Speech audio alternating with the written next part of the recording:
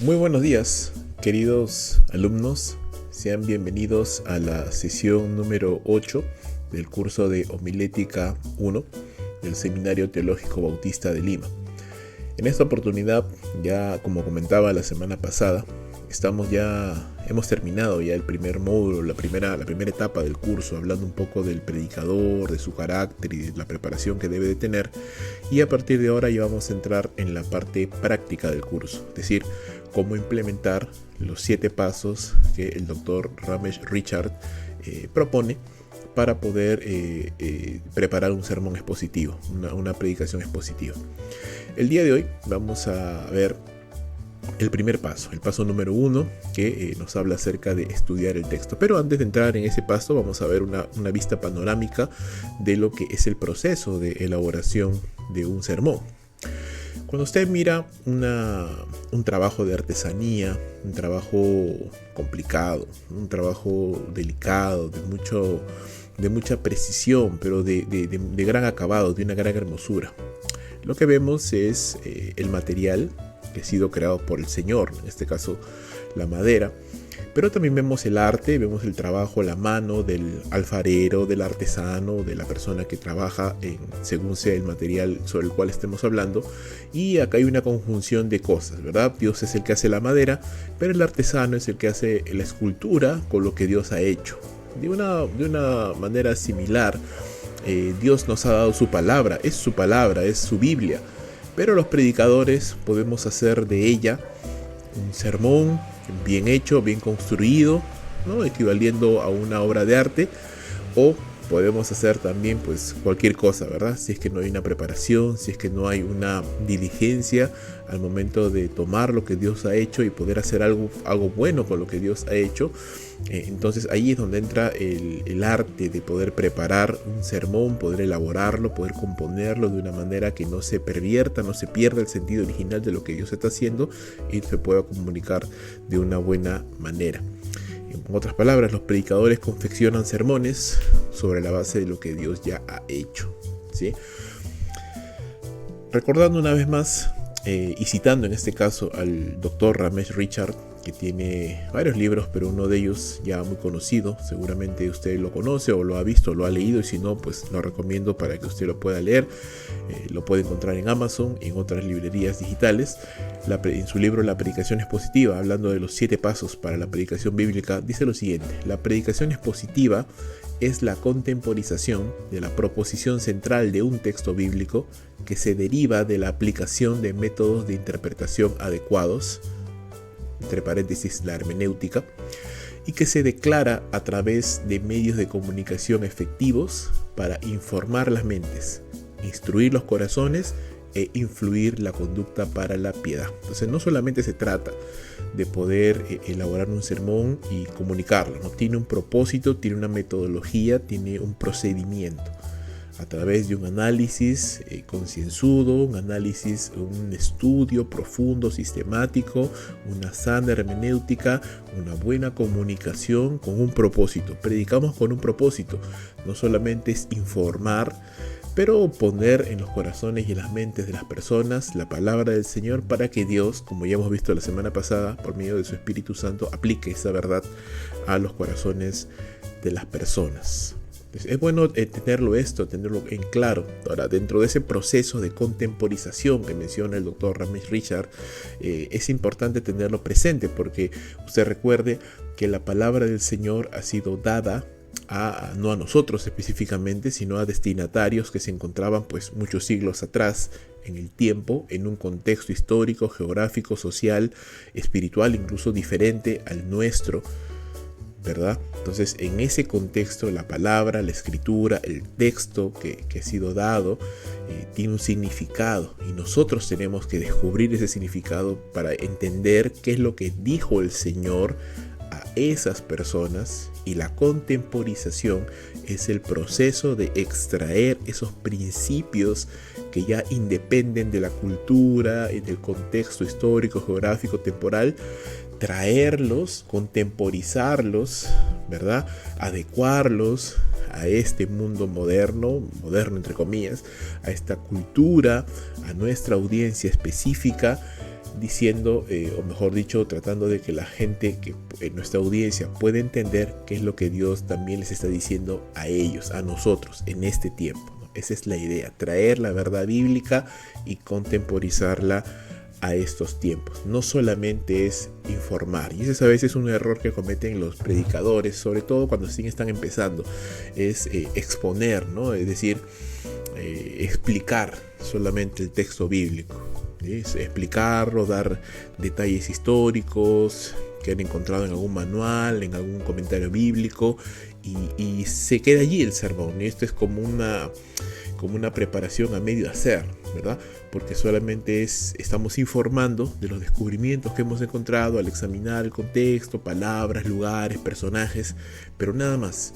Entonces las personas se pueden quedar con la sensación de decir, ok, qué excelente, qué bonito, qué curioso estos detalles históricos que me acabas de comentar, pero eso para mí, ¿de qué me sirve, no? ¿Cómo yo lo puedo aplicar a mi propia vida? Entonces allí es importante que el predicador entienda que no solamente tenemos que informar, pero tenemos que aterrizar la doctrina. No queremos solamente explicar la doctrina, pero queremos aterrizarla a la vida diaria de las personas, para que las personas al final del sermón sepan exactamente qué deben hacer con lo que han escuchado. Y eso muchas veces tiene que ver, obviamente, nosotros tenemos que tratar de explicarlo lo mejor posible, pero será el Espíritu del Señor el que podrá, obrará en los corazones de las personas para darles la convicción, para darles la iluminación, para que estas personas puedan entender. Pero de nuestra parte tenemos que ser todos los claros posibles. Dentro del proceso de la elaboración de un sermón expositivo, hay otros métodos, ¿verdad? Pero tratamos de recomendar porque es un método ordenado, sistemático y bastante bueno, bastante sólido. Y este método que el doctor Ramesh Richard propugnó hace ya buen tiempo consta de 7 pasos, ¿sí? Consta de 7 pasos. Y el primero es estudiar el texto, ¿sí? Y si usted ya ha llevado los cursos en el seminario de métodos de estudio bíblico o hermenéutica, le va a ser más sencillo, porque va a poder entender justamente este primer paso de una manera más fácil, porque en este primer paso pues aplicamos básicamente de manera común o de manera normal el método inductivo para poder estudiar el texto, para poderlo analizar y tratar de entender.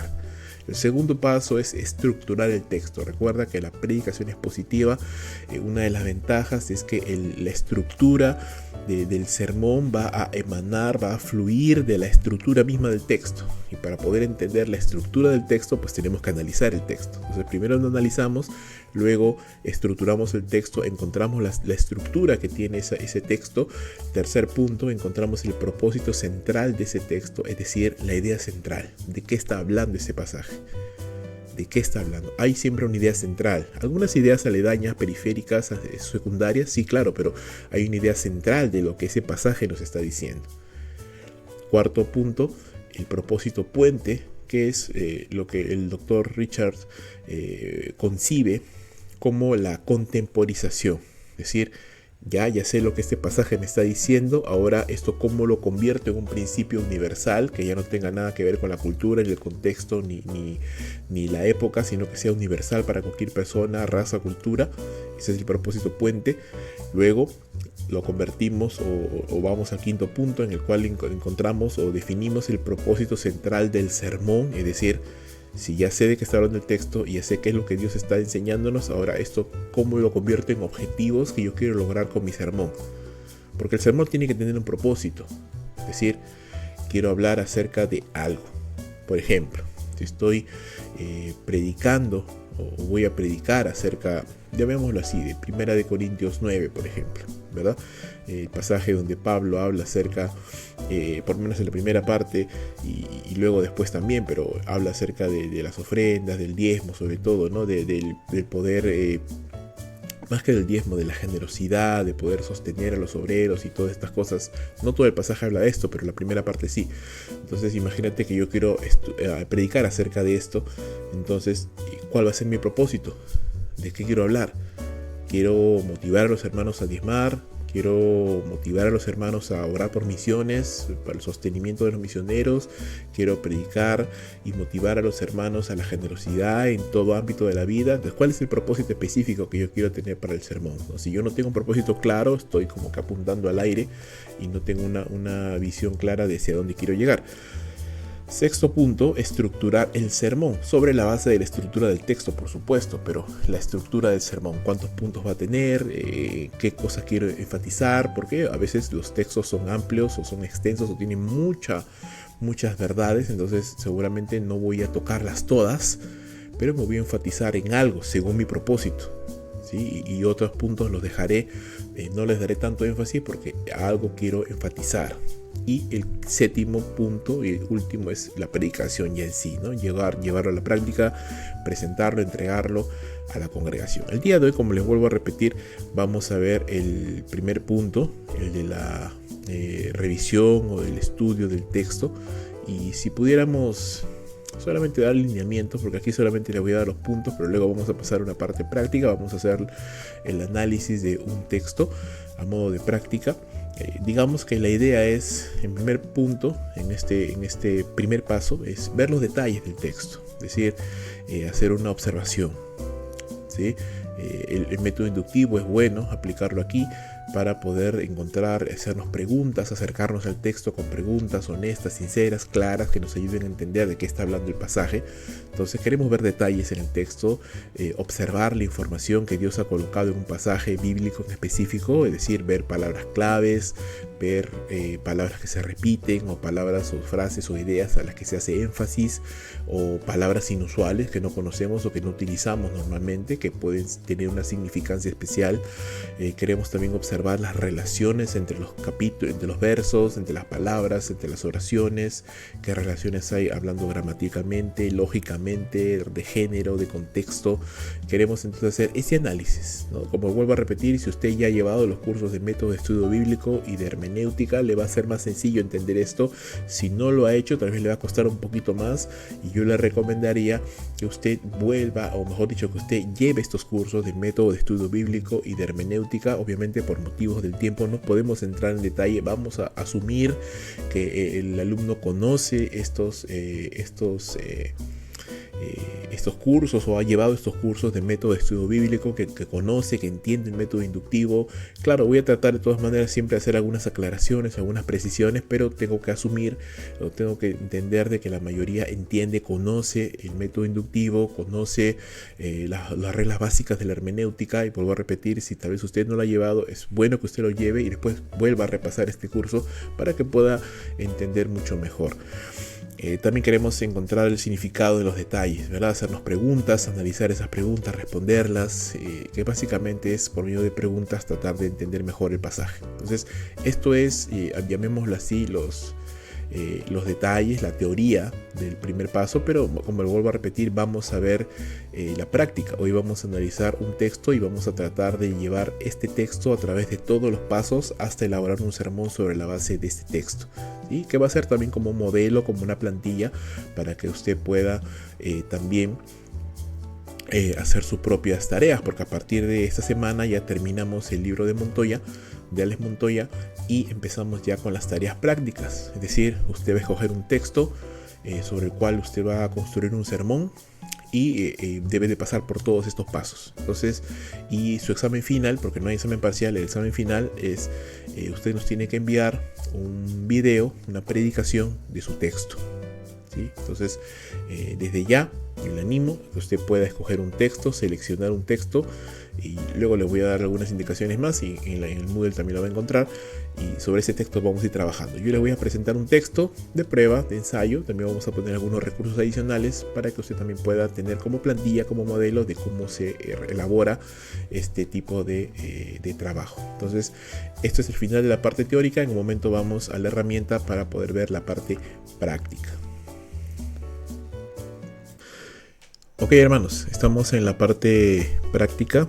Vamos a utilizar la herramienta Bible Arc, que ya hemos hablado de ella, hemos enseñado a usarla en los cursos de método de estudio bíblico y también de hermenéutica, pero básicamente es una página web donde usted puede aplicar de manera más interactiva las técnicas de fraseo bíblico o arqueo bíblico, que son unas derivaciones o aplicaciones del método de estudio inductivo que se pueden realizar de manera gráfica. Ahora, esto también se puede hacer en un papel, en una hoja, ¿no? Pero digamos que esta página web nos ayuda a hacerlo de una manera un poquito más interactiva.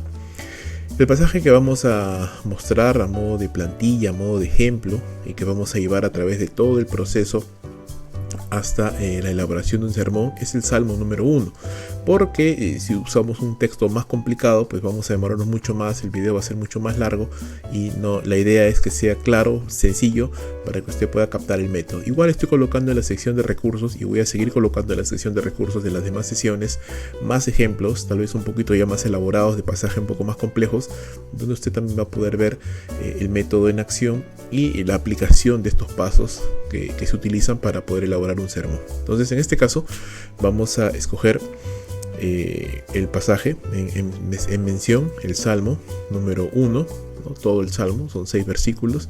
Podemos seleccionar una versión, podemos trabajar con la Reina Valera, pero suelo yo trabajar con la Biblia de las Américas. Es indiferente realmente, no hay ningún problema. Y vamos a cargar el texto. Muy bien, entonces este es el pasaje, el capítulo. Vamos a ver solamente una columna para poderlo visualizar de una mejor manera. Y vuelvo a repetir, lamentablemente no puedo explayarme demasiado en la explicación de esta herramienta. Asumimos que la conocen, y si no, pueden ver los videos, como les digo, de la sección de recursos, donde damos un poquito más de luz acerca de ese tema, y en los cursos también anteriores también se hace la explicación de este tema. El paso número 1 consiste en el estudio del texto. Entonces esto tiene que ver con la observación, sobre todo la observación y la parte de la interpretación, pero sobre todo la observación en el inductivo, el método inductivo. Entonces lo que queremos observar, lo que queremos hacer es hacerle preguntas al texto y tratar de poder discernir de qué está hablando este pasaje. Entonces vamos haciendo preguntas, vamos preguntándonos, cuestionándonos acerca del contexto, acerca de cuáles son los personajes de los que se están hablando aquí, cuáles son los detalles, puntos que tenemos que resaltar. Entonces vamos a ir resaltando algunas cosas a la par que vamos seccionando. Vamos a utilizar el fraseo bíblico, así que vamos a ir seccionando por oraciones, por frases, de tal manera que quede un poco más claro. Entonces lo primero que vamos a anotar, o que vamos a tratar de hacer, es encerrar palabras claves que indiquen algún tipo de relación, cambio de idea, explicación. Usted sabe que las palabras claves son entonces, por lo tanto, cuándo, por qué, para qué, ¿no? Sí, de contrastes, y ese tipo de palabras queremos encerrar o queremos resaltar para que nos dé la idea de más o menos dónde el texto, las ideas se van formando. Entonces, en este caso vamos leyéndolo, el texto, a la par que vamos resaltando las palabras más importantes o claves. En primer lugar, los conectores. Cuán bienaventurado es el hombre que no anda en consejo de impíos, ni se detiene en el camino de los pecadores, ni nos da la idea de una secuencia, ni se sienta en la silla de los escarnecedores, sino, ¿no?, un contraste, que en la ley del Señor está su deleite, y en su ley medita de día y de noche. Será como árbol plantado. El como nos indica una comparación, es una palabra que indica comparación entre algo. Será como árbol firmemente plantado junto a corrientes de agua, que da fruto a su tiempo y su hoja no se marchita, en todo lo que hace prospera. No así, que es la idea de un contraste también, una cláusula de contraste, no así los impíos, que son como, otra vez una comparación, que son como la paja que se lleva el viento.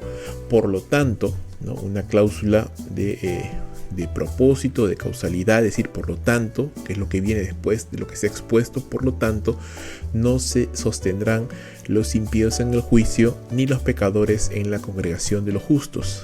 Porque, otra cláusula importante, acá también hay una de mí, porque el Señor conoce el camino de los justos, mas la senda o el camino de los impíos perecerá. Muy bien, si usted ha ido leyendo detenidamente, hay algunas palabras que se repiten que también vamos a resaltar con otro color. Por ejemplo, la palabra impío.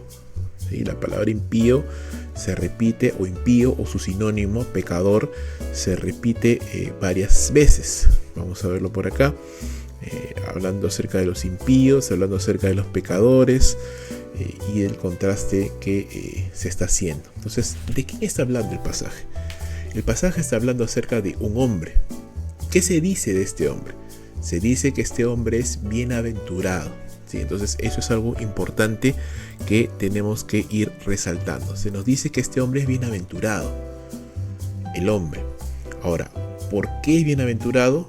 Esa es la idea de lo que vamos a tratar de responder. Entonces vamos a entrar a esto de una vez y dice, ¿cuán bienaventurado, verdad? ¿Y quién es esa persona, ¿no? ¿Quién es ese que es bienaventurado? Es un hombre, no se le identifica por un nombre propio, simplemente es un hombre, una persona. ¿Y qué se dice de esa persona? Usted se da cuenta que estoy haciendo preguntas, las preguntas del inductivo, estoy haciendo preguntas al texto. ¿Qué se dice de este hombre? Bueno, se dice 3 cosas de este hombre y vamos a ponerlas como frases, como ideas subordinadas a la idea o a ese hombre.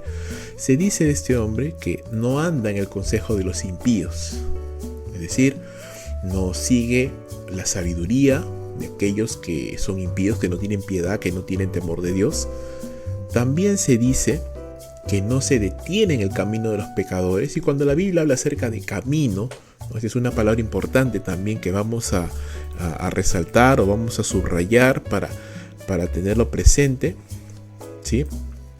Cuando la Biblia habla de camino, habla de un estilo de vida, ¿no? Pablo dice en el Nuevo Testamento, andar en el Espíritu, ¿no? Eso que significa que tengamos un estilo de vida espiritual. Entonces, esta persona no tiene un estilo de vida pecador, ¿sí? Entonces, no se guía de la sabiduría de los malvados, tampoco tiene un estilo de vida pecador.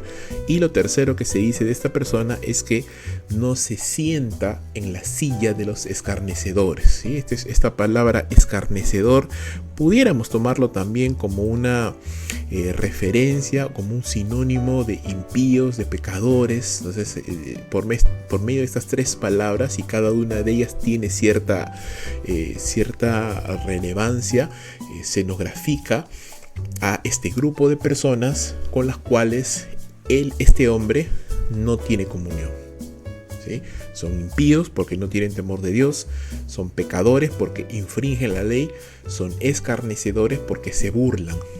Son burladores, se burlan de lo establecido, se burlan de lo que Dios ha establecido como bueno y correcto, y ellos tienen su propio camino. Y se dice que este hombre no camina en el consejo de ellos, es decir, no sigue su sabiduría, no se detiene en el camino de ellos, no tiene el mismo estilo de vida, ni tampoco se sienta en la silla de ellos, es decir, no tiene comunión con estas personas.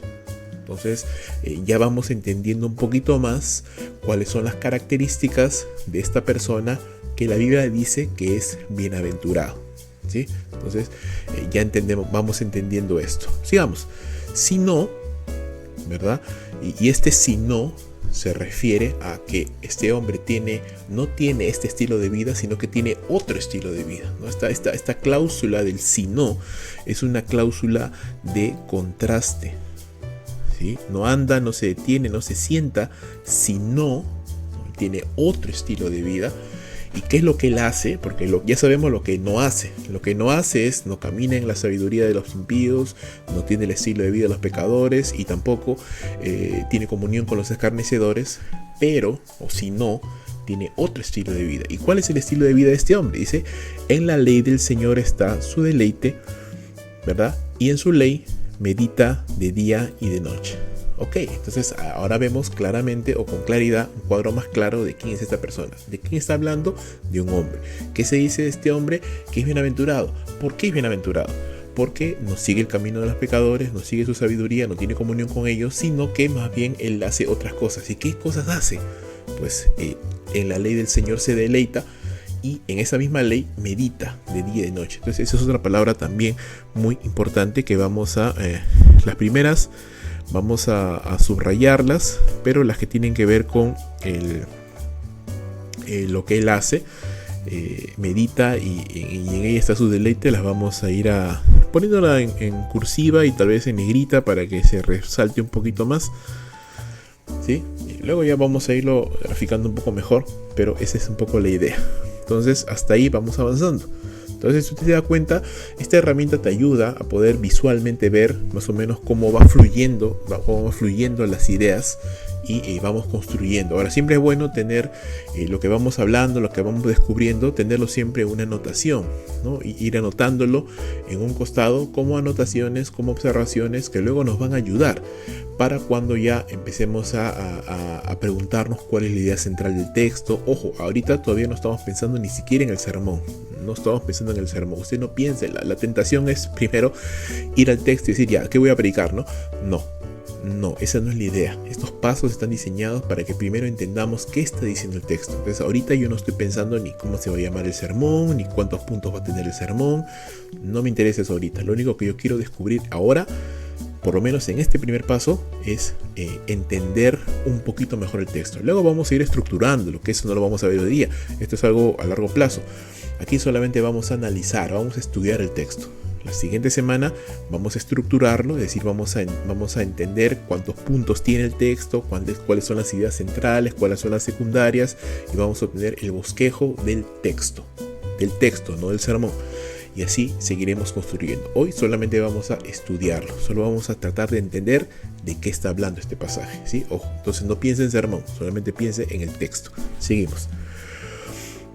¿Qué más dice? Cuán bienaventurado es el hombre. Bueno, vamos a ir graficando las flechitas, ¿no? Que nos ayudan a entender, que nos ayudan a comprender las relaciones entre estas ideas. El hombre se dice que no anda en camino de consejo de impíos, no se detiene en el camino de los pecadores, no se sienta en la silla de los escarnecedores, sino, y vamos tal vez ahí a decir algo más, que en la ley del Señor está su delicia y en ella medita de día y de noche. Y vamos a cambiarle tal vez un poquito el color para que quede un poco más claro. Ahora, como no se ven muy bien estas flechas, entonces vamos a mover un poquito más los bloques, ahora sí, para que se vea mejor. Listo. ¿Qué más? ¿Qué más vemos o qué más entendemos? Bueno, todo gira en torno a este hombre, ¿no? A este varón que es bienaventurado. Así que vamos a llamémoslo así, a encuadrarlo, vamos a resaltarlo, porque de él estamos hablando, ¿sí? De él estamos hablando. Y ya vemos aquí, y vamos a también colocarlo para que nos quede claro de qué se está, o mejor dicho, de qué se está diciendo, o qué se está hablando de esta persona. Vamos a ver, déjame ver un momento. Lo que quiero ahorita es poner una división, ¿sí? Listo. Entonces, lo que estamos diciendo acá es lo que este hombre no hace, ¿sí? Lo que este hombre no hace. ¿Qué es lo que no hace? Bueno, ya hemos visto, ¿no? No camina en el consejo de los impíos, ni en el camino de los pecadores, ni en la silla de los escarnecedores. Por el contrario, vamos a ver lo que este hombre sí hace. Y lo que este hombre sí hace, ¿sí? Lo que este hombre sí hace es meditar en la ley del Señor, ¿sí? Queda claro de que quien medita es el hombre, no estamos hablando de él, no, esto no ha cambiado, estamos hablando claramente de él y estamos hablando de la palabra del Señor, ¿no? Esa es la otra idea clave acá.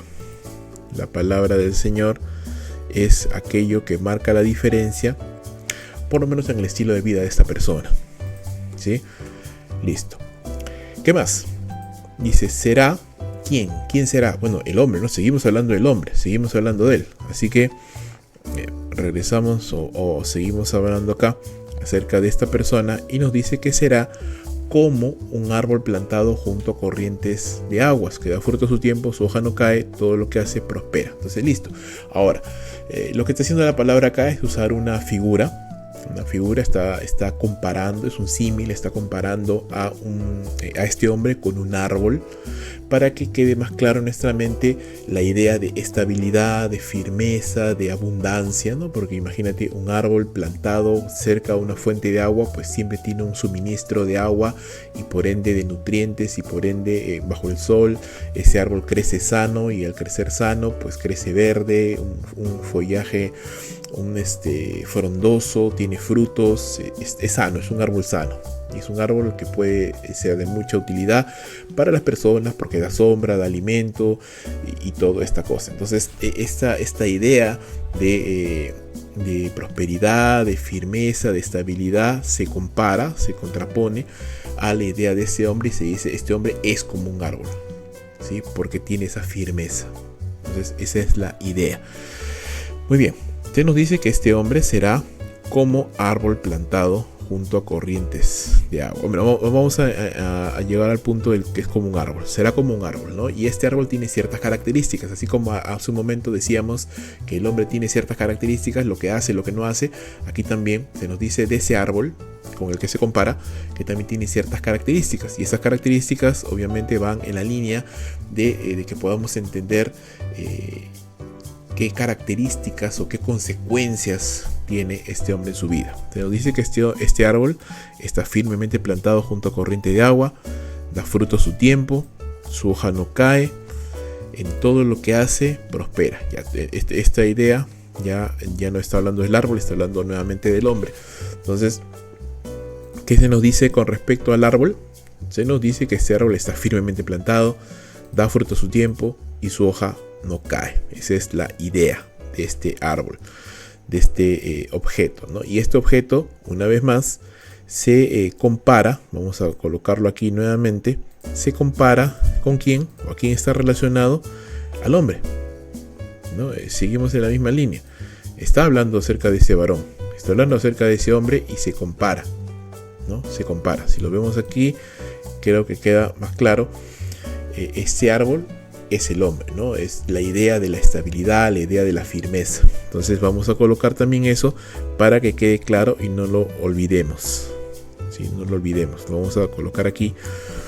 Entonces, la firmeza y estabilidad del hombre que medita en la palabra.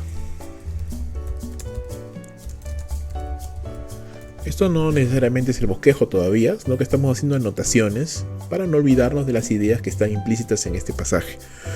También se nos dice que todo lo que hace, ya a modo de, si tú te das cuenta, esto es a modo ya de una conclusión. Dice: todo lo que hace este hombre prospera. Entonces vemos acá tres cosas, ¿verdad? Uno, lo que este hombre no hace. Dos, lo que este hombre sí hace, que es el estilo de vida que sí tiene. Tres, a qué se le compara, ¿no? La estabilidad, la producción, la productividad, la firmeza de este hombre. Y la conclusión de esto entonces es que todo lo que este hombre haga va a prosperar. Entonces aquí también nuevamente esta, llamémoslo así, esta idea, este verso, esta porción, mejor dicho, también hace referencia a el hombre, porque está diciendo que todo lo que hace, ¿quién es el que hace eso? El hombre. Todo lo que este hombre haga va a prosperar, porque tiene este estilo de vida, tiene esta forma de comportarse, de conducirse. Luego el texto cambia un momento de enfoque, ya para dejar de hablar del varón, de este hombre, esta persona, y ahora habla de otras personas, en plural. ¿Quiénes son estos? Dice: no así los impíos, ¿verdad? No así los impíos, dice. ¿Y qué se dice de estas personas, de estos que son conocidos como impíos, como pecadores? Todo lo contrario, dice: son como paja que se lleva el viento. Entonces aquí nuevamente hay otra comparación. Acá hay una palabra impía más que no lo habíamos visto. Otra comparación. ¿Y cuál es esta comparación? Que estos impíos no son como un árbol, ¿no? Pero nota el contraste, son como paja, ¿no? Qué interesante. Entonces, si el hombre piadoso se compara con un árbol frondoso, firme y estable, el impío se compara con la paja, con el tamo, dice la Reina Valera, ¿no? Que lleva el viento, este trozo, montículo de paja, de troncos, de hojas secas. Obviamente están secas porque están fuera de la tierra, están muertas, son simplemente yesca nada más que está ahí llevándose por el viento. Entonces, a diferencia de la firmeza del árbol que está firmemente plantado, este tamo se lo lleva el viento. A diferencia del árbol que está vivo, esta paja es muerta. A diferencia del árbol que da fruto, esta paja es infructífera porque está muerta. A diferencia del árbol que está junto a corrientes de aguas, que siempre da fruto, que siempre da hojas a su tiempo, que está firme, está vivo, este montículo de paja, de yesca, está muerto, no tiene estabilidad, no tiene vida en sí mismo y es llevado por el viento. Entonces el contraste es fuerte y marcado entre el hombre que medita en la palabra de Dios, que se deleita en el Señor, y los impíos, ¿no? También ahí está la idea de que son pocos los que aman a Dios, los que buscan al Señor, y son muchos los que le rechazan, los que son escarnecedores, impíos, pecadores, ¿no? Son muchos contra pocos que buscan al Señor. Seguimos con la idea y nos dice aquí, por lo tanto, ¿no? A modo de conclusión de todo esto, dice: no se sostendrán los impíos en el juicio. ¿No? Acá hay otras dos ideas más. No se sostendrán los impíos en el juicio, ni los pecadores en la congregación de los justos. Y justamente esa es la idea de la estabilidad, ¿no? Al ser inestables, al ser comparados con paja que se lleva el viento, entonces la idea es que no permanecen, no van a permanecer frente al juicio del Señor. Entonces es interesante porque estos impíos que viven lejos del Señor, estos pecadores que viven transgrediendo la ley, estos escarnecedores que se burlan, ¿no? De lo correcto, de lo que se ha establecido el Señor, de lo que es agradable a Dios, que se burlan y viven una vida de desenfreno, de disolución, al final van a ser juzgados y no se van a poder sostener, no van a poder encontrar asidero, no tienen a qué aferrarse, van a caer. A la gran diferencia del hombre que sí busca al Señor, que sí digamos que está permaneciendo firme en la palabra del Señor, que sí se va a sostener. Y termina el Salmo diciendo, el verso 6, porque el Señor conoce el camino de los justos, mas el camino de los impíos perecerá, ¿no?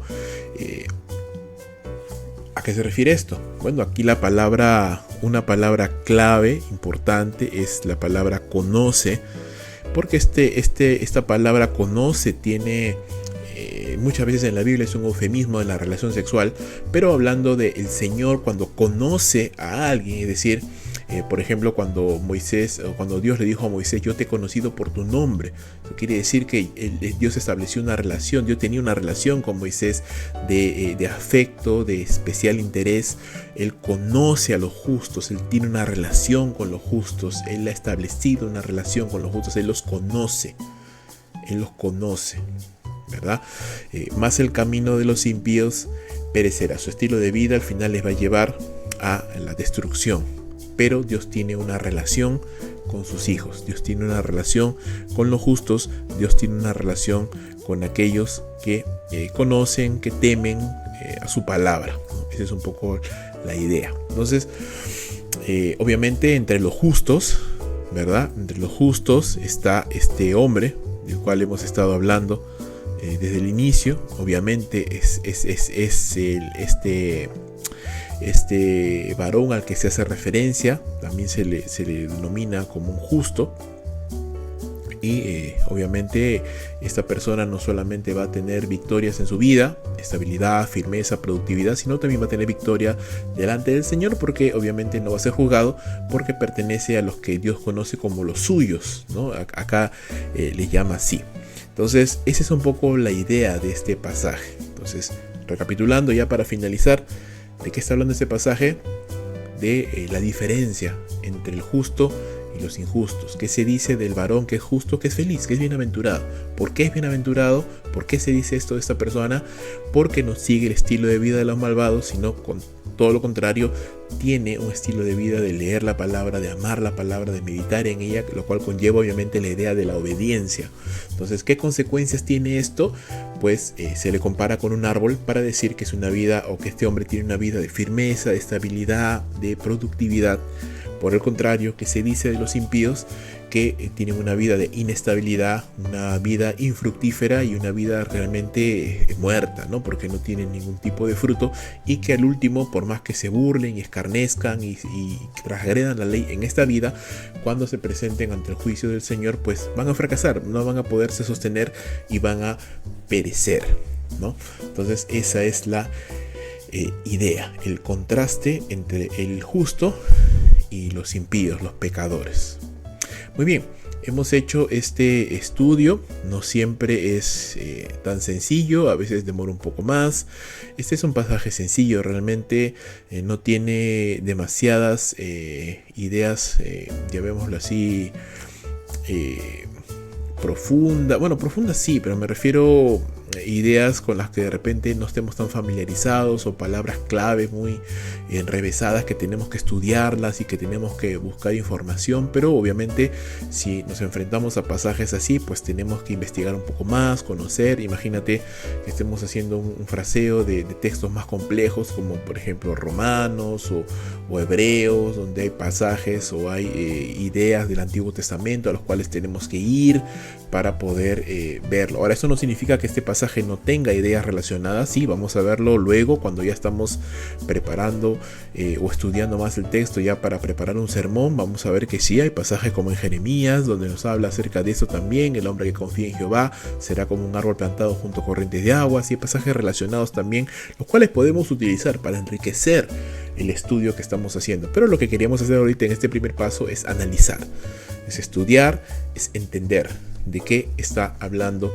este pasaje. Todavía no hemos hecho nada más, solamente lo hemos analizado, lo hemos disgregado para tratar de entender de qué está hablando el pasaje, cuáles son los personajes, cuáles son las ideas principales, y luego ya seguiremos la próxima semana con el siguiente paso, que es estructurar este pasaje, es decir, identificar la idea central, las ideas secundarias, las divisiones del pasaje, lo cual nos va a llevar al bosquejo del texto, que ese será el segundo paso, pero eso ya lo veremos la próxima semana. Entonces espero que haya sido de ayuda y haya sido claro este paso, este primer paso. Que el Señor les bendiga. No se olviden, vayan pensando en un pasaje, porque sobre ese pasaje ustedes también van a tener que trabajar. Que Dios les bendiga, hermanos. Nos vemos en la siguiente clase.